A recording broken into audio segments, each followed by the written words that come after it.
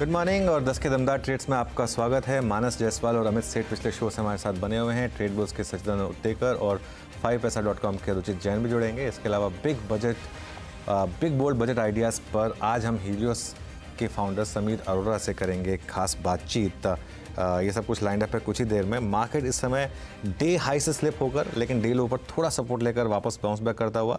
Bank Nifty अभी भी काफ़ी वॉलेटाइल। आज की pocket to watch cement, India cement top gainer 3.5% ऊपर लेकिन बैन में है। एसीसी अंबुजा दोनों में अच्छे मूव्स, उसके अलावा ऑयल मार्केटिंग कंपनी में अच्छे मूव्स आ रहे हैं। और इंडेक्स में अगर कोई एक सेक्टर आज स्टैंड आउट कर रहा है वो है आईटी।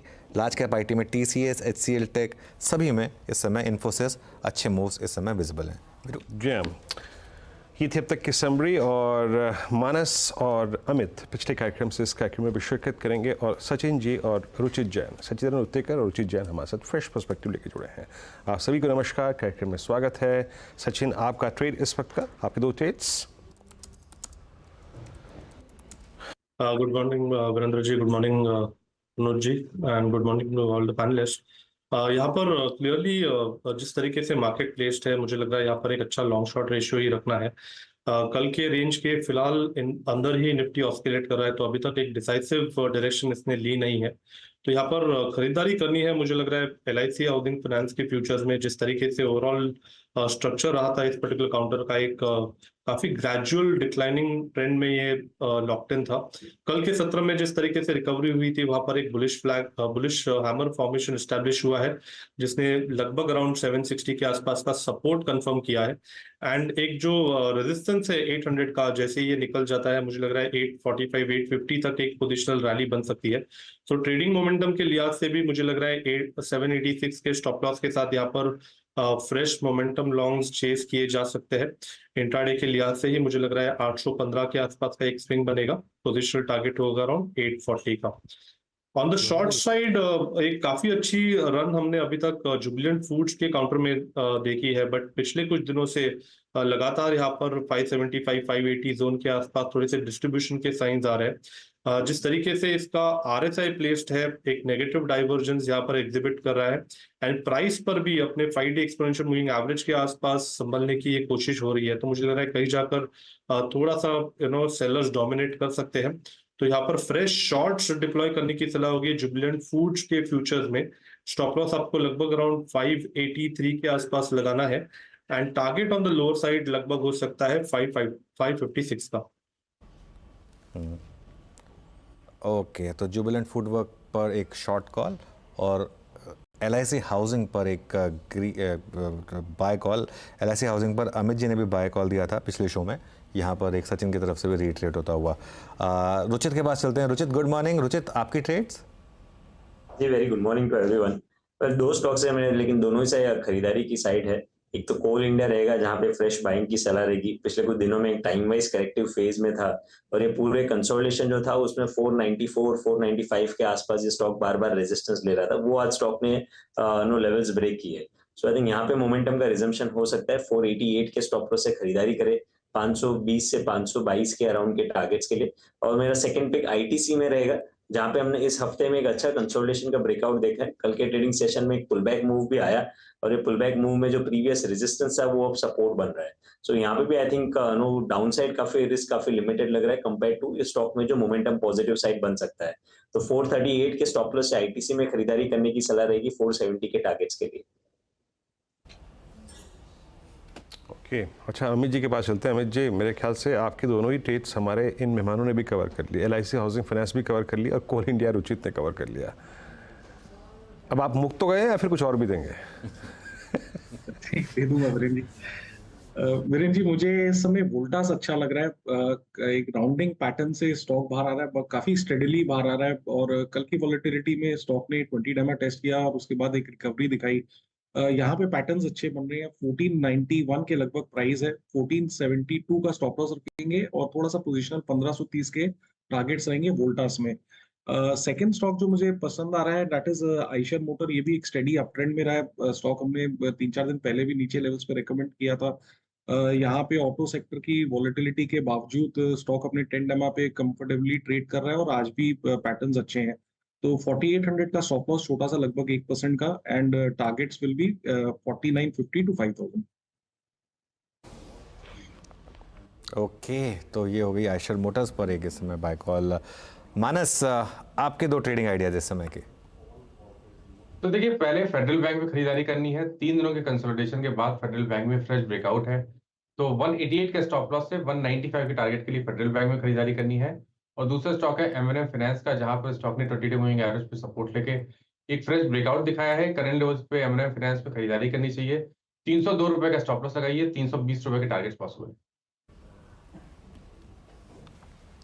ओके, तो चलिए ये आज के ट्रेडिंग आइडियाज़। लेकिन अब बात करते हैं बजट की। बजट का बिल बच चुका है और 8 ट्रेडिंग सेशंस बाकी हैं। यहाँ से लोगों की उम्मीदों का मीटर तेज़ी से भाग रहा है। बाजार भी बजट से कुछ ना कुछ आकांक्षाएं हर साल लेकर जाता ही है और ऐसा ही इस बार भी है। और कुछ एक्सपर्ट्स का मानना है कि मार्केट में उतार चढ़ाव तो रहेगा, लेकिन 25,000 के ख्वाब भी कुछ लोग दिखा रहे हैं। चलिए इन सब चीज़ों पर बातचीत कर लेते हैं। क्या मार्केट सुनना चाहेगा और क्या मार्केट चाहेगा कि ना हो इस बजट में, और मार्केट में अब करना क्या है, इन सब पर बातचीत करने के लिए हमारे साथ हीलियोस कैपिटल के फाउंडर समीर अरोड़ा जुड़े हैं। उनसे बात करते हैं। इनके पास करीब 3 दशक का अनुभव है और खैर आई थिंक सबसे चर्चित चेहरों में से एक CNBC की आवाज़ पर। समीर जी, गुड मॉर्निंग। तो कैसा फील कर रहे हैं इस समय आप बजट को लेकर? हाँ सॉरी, स्टार्ट अगली बार मेरी फोटो चेंज कर देना, बड़ा मोटा लग रहा था मैं उसमें। अरे समीर जी, आपकी फ़ोटो कुछ भी लगाएं फिर भी व्यूअर्स आ जाएंगे। ये बात आप और मैं दोनों जानते हैं। आपका नाम ही काफ़ी है। नहीं नहीं, वैसे भी मैं आपको अच्छी फोटो भेजूंगा। बताइए समीर जी। चलिए ठीक है, आप अच्छी वैसे सारी फ़ोटो अच्छी हैं आपकी, लेकिन मैं आप कहेंगे तो मैं आपकी क्रूज़ वाली लगा दूंगा, जो मैंने आपके साथ क्रूज़ पार्टी की थी, वो वाली फ़ोटो लगा दूंगा। चलिए बताइए, इस समय क्या बजट को लेकर क्या कुछ कोई आशंका है टैक्स वैक्स को लेकर, या कुछ ना चेंज हो ये ठीक रहेगा? एक्चुअली क्या है कि लास्ट मेनी ईयर्स से हम उस बजट को अच्छा गिनते थे कि हम सोच रहे हैं कि कैपिटल गेन बढ़ाएंगे और फिर नहीं बढ़ाया, तो बाकी हम इग्नोर करके कहते हैं बहुत अच्छा बजट है। तो normally in the last many years budget की वैल्यू थोड़ी कम हो गई थी, बिकॉज सारी policies were sort of set, and इसलिए बजट से इतनी टेंशन नहीं होती थी। अब नई गवर्नमेंट का नया बजट है जिसमें थोड़ा गवर्नमेंट के अपने नंबर्स कम आए, तो अब कुछ पॉलिसी चेंज होगी कि नहीं होगी, कि इंफ्रा में उतना होगा कि नहीं होगा, ये सब चीजें थोड़ी इंपॉर्टेंट हो गई। और फिर से अलग अलग ट्विटर टाइप से बाकी जगह से आने लग गया कि शायद फिर कैपिटल गेन्स टैक्स की कहानी है, क्योंकि ये फर्स्ट ईयर है गवर्नमेंट का, तो अगर बढ़ाना है तो अभी बढ़ाएंगे, नहीं तो मतलब they are not doing it. तो फिर वही नर्वसनेस हो गई। मैं खाली ये कह सकता हूँ कि अगर टैक्स बढ़ाया तो बाकी चीजों में कोई फर्क नहीं पड़ेगा कि आपने रोड कितनी बनाई है और वो कितने बनाए, from a stock market point of view.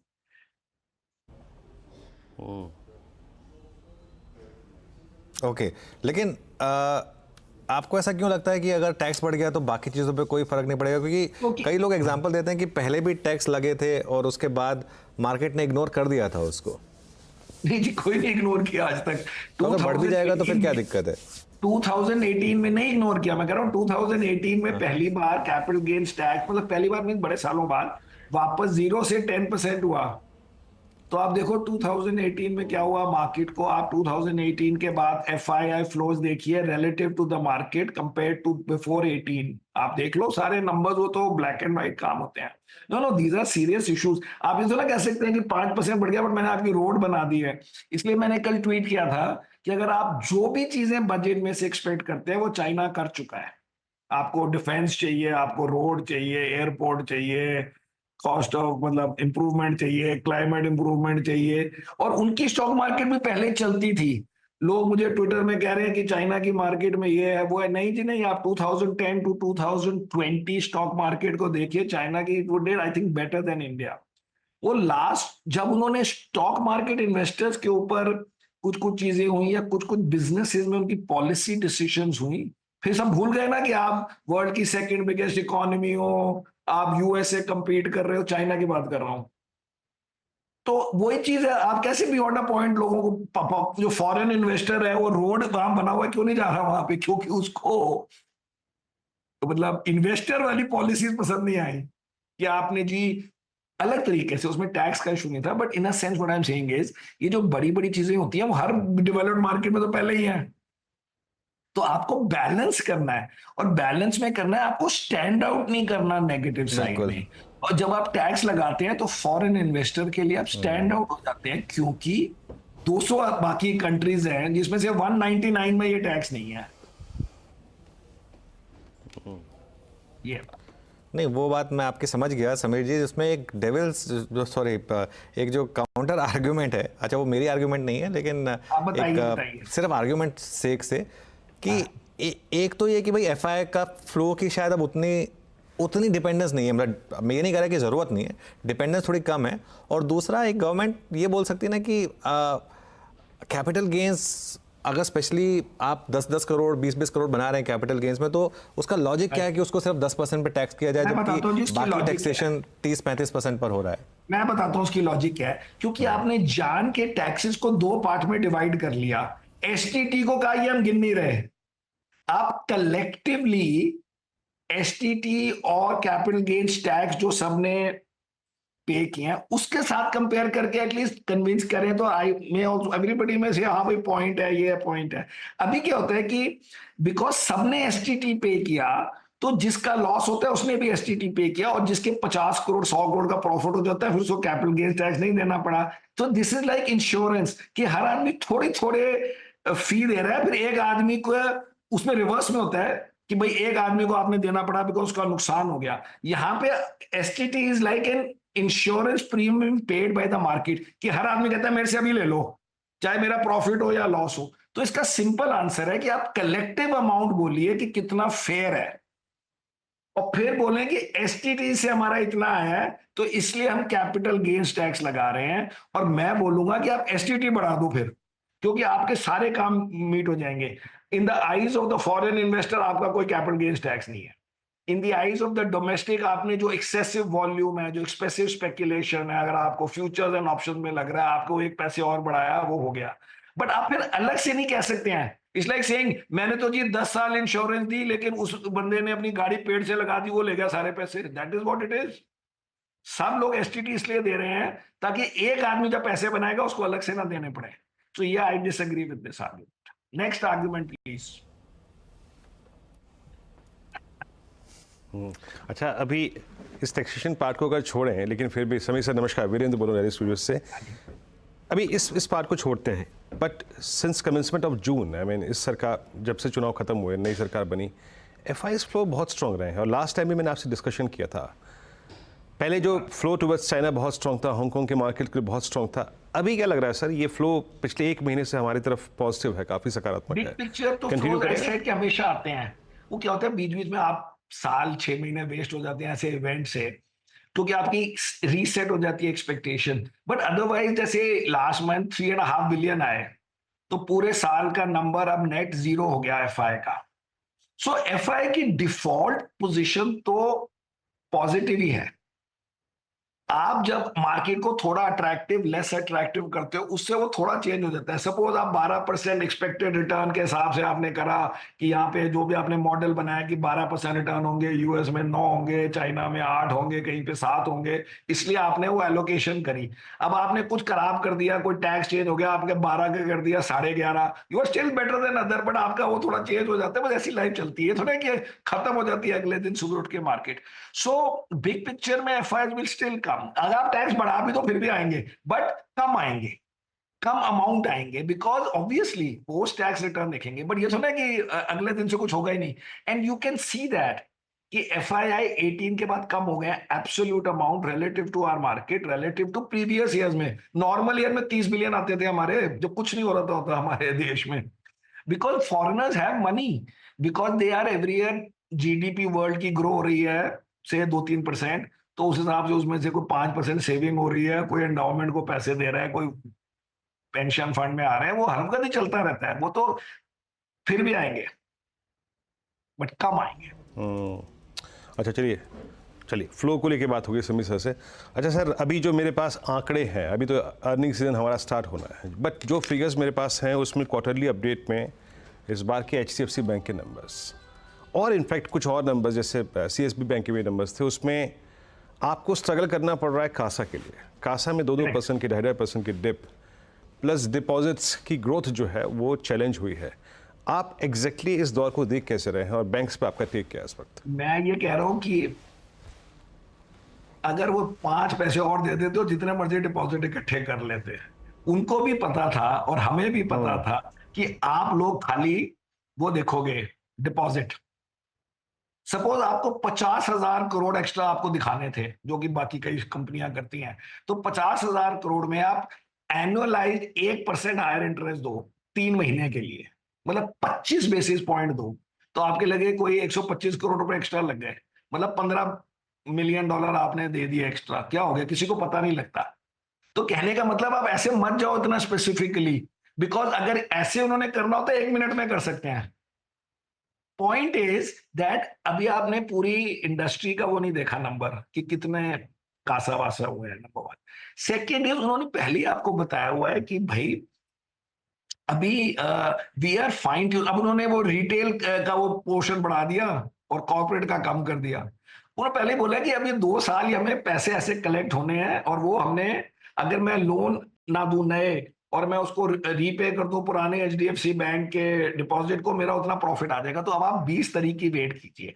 But मेरे को उससे ज्यादा ये है कि मेरे को लगता है कि ये मेरा हेज है अगेंस्ट टैक्स हाइक।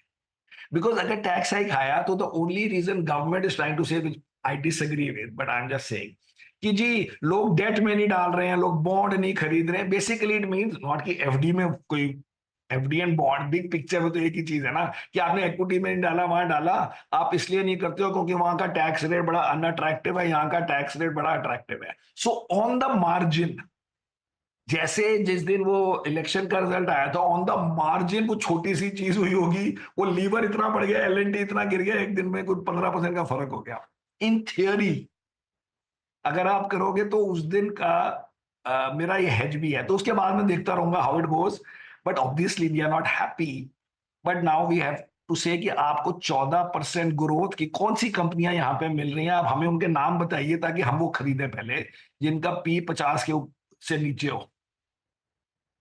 आप बता दो, कोई सी बता दो कंज्यूमर में, IT में तो कोई 14% ग्रो करेगा नहीं। तो कौन सी कंपनी हमारी कंट्री में अभी इस साल 14-15% ग्रोथ फिर भी लगता है कि हो जाएगी?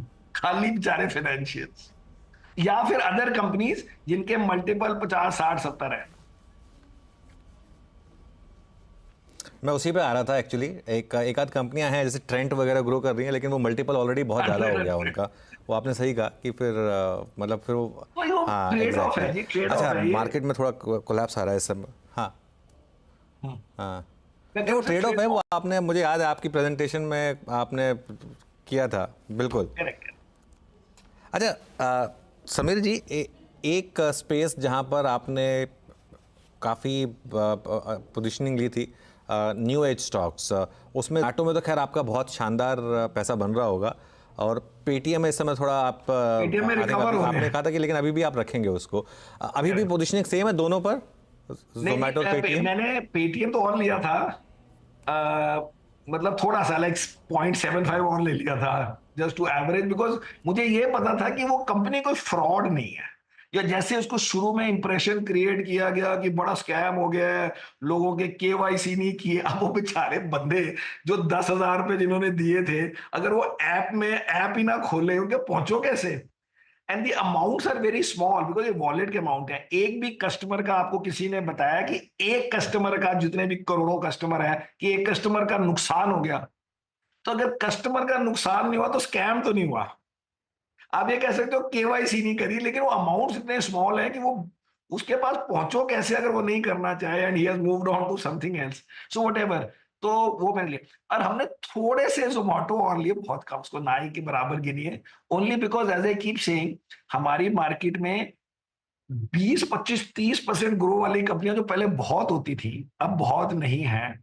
और जो है उनमें हमें इतनी सस्टेनेबल नहीं लगती या वन ऑफ लगती है। ये वाला थोड़ा 2-1 साल 3 साल चल सकता है हाई रेट्स, तो उसके लिए फिर आप वैल्यूएशन भी थोड़ी दे देते हो। बट बाकी आप देखो जो कंज्यूमर टाइप कंपनीज हैं जिनकी अर्निंग्स ग्रोथ आएगी 10%, 8%, 11% और मल्टीपल होते हैं 60-70, और हम कहते हैं जी ये बड़ी डिफेंसिव कंपनीज है। हम भी, मैं नहीं कहता, लोग कहते हैं। ओके अच्छा, एक स्पेस जहां आप कंसिस्टेंट रहे हैं समीर जी, वो है आईटी की। हम अवॉइड करेंगे आईटी को। अभी भी वही पोजीशनिंग है आईटी पर? अभी तो वही है जी। अब देखते हैं क्या होता है, क्योंकि क्या हुआ, वो एक्सेंचर का रिजल्ट आया तो उस दिन वो 8% बढ़ गया कि जी एक्सेंचर का बड़ा बढ़िया रिजल्ट आया है। तो एक्सेंचर का बढ़िया रिजल्ट ये था कि उसकी अर्निंग ग्रोथ गाइडेंस थी -0.9%।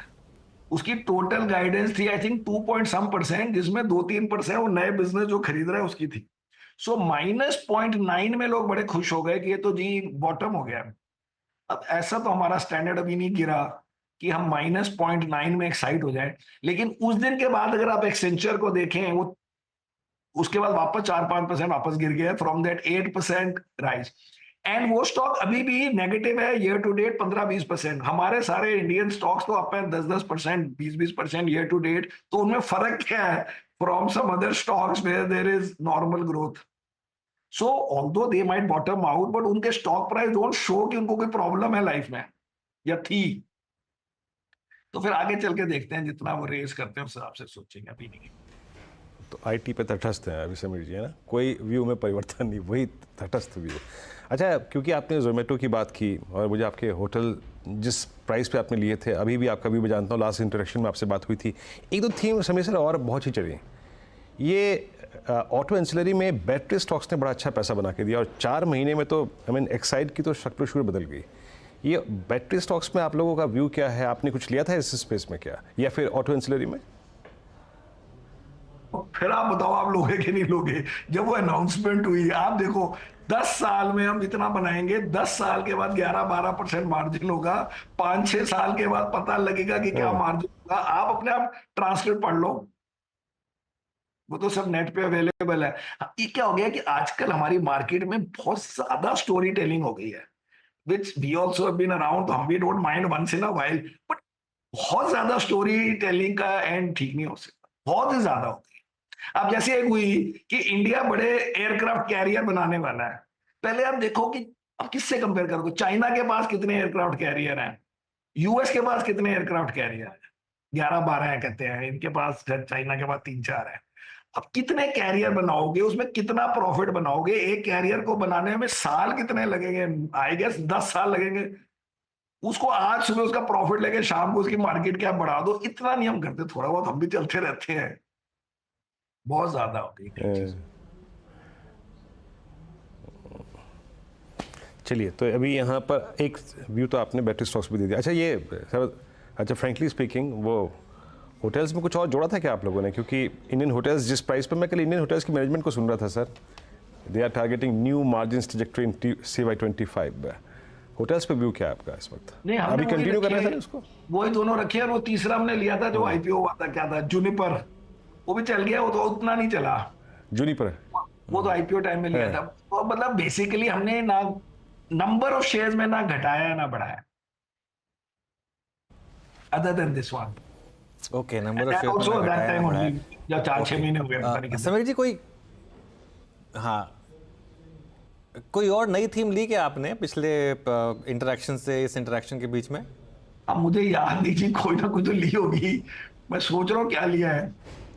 वेल मोस्टली हमने कंप्लीटली न्यू, तो मुझे याद नहीं है, चलता रहती है, इन्हें भी चल रही है। आप देख रहे हो, आप इन्वेस्टर हो तो आपका पोर्टफोलियो आप देख लेना, मुझे नहीं याद।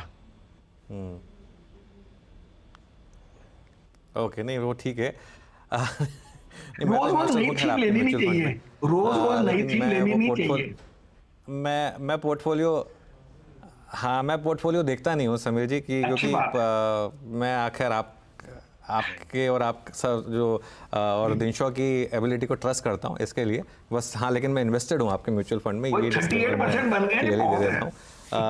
अच्छा, हाँ नहीं ठीक है, वो मैं देखता नहीं हूँ, मैं म्यूचुअल फंड इन्वेस्टमेंट्स को रोज चेक करता नहीं हूँ, ये ठीक बात क्योंकि है, फिर वरना आपको कुछ फायदा नहीं नहीं है उसको फिर रोज चेक करने का। यार, हमारे इंडिया वाले देखेंगे ना सब।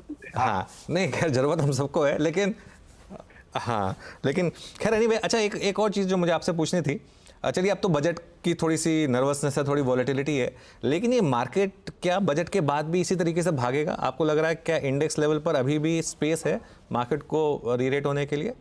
एक्चुअली अगर कोई नेगेटिव ना हो बजट में तो बल्कि इंडेक्स बढ़ सकता है, एवरेज नहीं बढ़ेगा, क्योंकि अभी उल्टा हुआ है ना कि large caps have not done well. आप जो भी कहें, आईटी चला तो नहीं है ना 5-6% यहाँ पे ईयर टू डेट।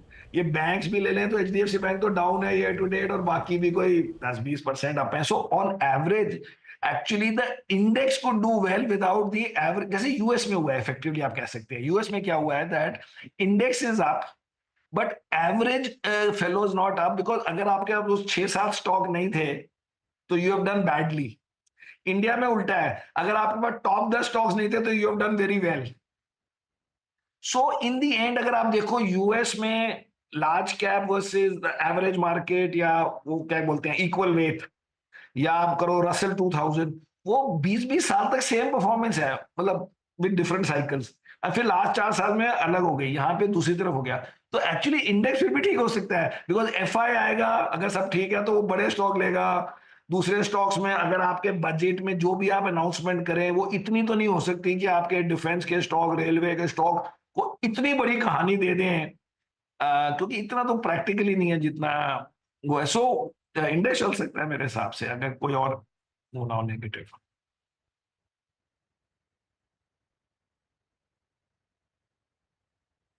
बहुत बहुत शुक्रिया आप इस कार्यक्रम में शामिल हुए, और आज आई थिंक बजट से पहले की आपसे ये चर्चा हुई, और उम्मीद करते हैं 23 तारीख को फिर मुलाकात होगी, बात होगी बजट कैसा रहा, यहाँ से आगे का सफ़र कैसा होगा, उस पर फिर बात होगी। Have a nice day sir. और मार्केट्स डे लो क्रैक हुआ, और हमने ये डिस्कशन शुरू किया था करीब 24,350 की ट्रैजेक्टरी में। Now we are at day low 24,253, और बैंक निफ्टी अनुज वीरू 20 कल का लो बचना चाहिए वरना दिक्कत आ जाएगी। कल का लो जो 24,141 था निफ्टी पे, और एक्सपायरी वाले दिन इस तरीके की वॉलेटिलिटी, और ये एक हमेशा आज एक सुबह एक व्यू बन गया था कि पहली ट्रेड तो शॉर्ट की है, उसके बाद लोअर लेवल पे कवरिंग कब आएगी कब नहीं आएगी, लेकिन पहली ट्रेड तो शॉर्ट की है। 24,430 पे अगर रिजेक्शन मिले सीधा सेल बटन दबा दीजिए। आई थिंक उस ट्रेड ने अच्छा खासा पैसा बना के दिया होगा आपको। अब देखते हैं कल की तरह क्या मिरेकुलस रिकवरी आती है लोअर लेवल से या नहीं, लेकिन फीलिंग मेरी आ रही है कि नॉर्मली जब मार्केट इस तरीके से रिजेक्ट करता है ऑप्शन जोन, वो पिछले डे का लो एक बार टेस्ट करता है। 10 डे मुझे लग रहा है एक बार और टेस्ट होगा निफ्टी पर, अब वो डिफेंड होगा या नहीं होगा वो क्रूशियल है। मीनवेल कल की गिरावट में और आज की गिरावट में अभी तक का अंतर ये है कि बैंक निफ्टी कल के लो को तोड़ चुका है ऑलमोस्ट। जब मैं आपसे बातचीत कर रहा हूँ it's 20 day exponential moving average जहाँ निफ्टी बैंक खड़ा है, और ये पूरा का पूरा कार्यक्रम जो है वो जो बना है ना पिछले आधे घंटे का, वो है HDFC बैंक के सौजन्य से। 1605 जहाँ से चले थे जनाब वहीं लौट के आ गए 1605 HDFC बैंक। अब एक काम करते हैं, ये कमज़ोरी ये वीकनेस संभालने के लिए नीरज जी को दे देते हैं। Neeraj ji over to you, संभालिए। मैंने तो सुबह संभाल लिया था, आप लोग नहीं संभाल पा रहे। डोमेस्टिक नहीं प्रॉब्लम है, ग्लोबल प्रॉब्लम नहीं।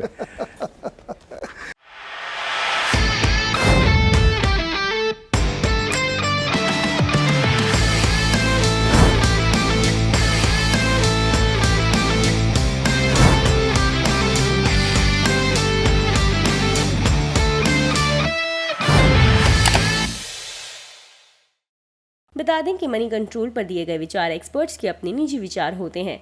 वेबसाइट या मैनेजमेंट इसके लिए उत्तरदायी नहीं है। यूजर्स को मनी कंट्रोल की सलाह है कि कोई भी निवेश निर्णय लेने से पहले सर्टिफाइड एक्सपर्ट की सलाह लें।